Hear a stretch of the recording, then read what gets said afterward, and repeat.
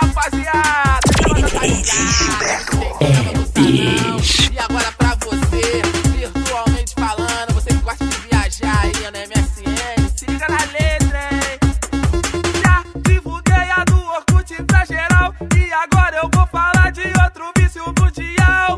Mensagens de voz, voz com emotions, a tal da webcam e chamada de atenção. Serve pra trabalho e bate-papo com os amigos. É o tal da MSN, quem concorda canta comigo. É o bate-papo mais famoso do planeta. Serve pra trabalho, mas também sai muita esteira. Pra quem gosta do MSN aí, ó, cuidado, hein, cuidado, hein. Trabalho, mas também sai muita esteira. Tem uns ADD que não tem o que fazer. Tecla só bobagem, oi, tudo bem, como vai aí? Sem neurose, eu fico boladão. Mano, ADD toda hora chama atenção. Tô divulgando o que eu vivo no dia a dia. Se tu também tá nessa, vem cantar essa melodia.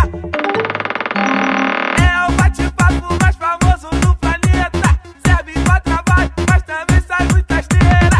É o bate-papo mais famoso do planeta. Serve pra trabalho.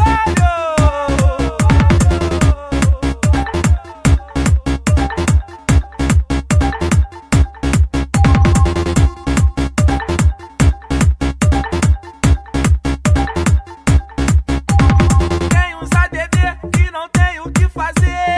Tecla só bobagem, oi, tudo bem, como vai aí? Sem neurose, eu fico boladão. Mano, ADD toda hora chama atenção. Tô divulgando o que eu vivo no dia a dia. Se tu também tá nessa, Vem cantar essa melodia então. é o bate-papo mais famoso do planeta. Serve pra trabalho, Mas também sai muita asneira. é o bate-papo. Tem gente que, não vou falar pra você, hein. Serve pra trabalho. O cara entra no MSN e fala assim, ó, e aí, beleza?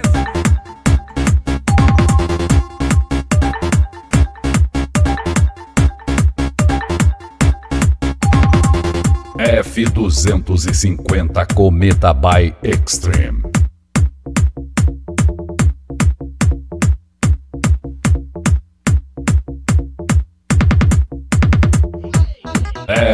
F250 Cometa. A nova potência do mundo do som automotivo.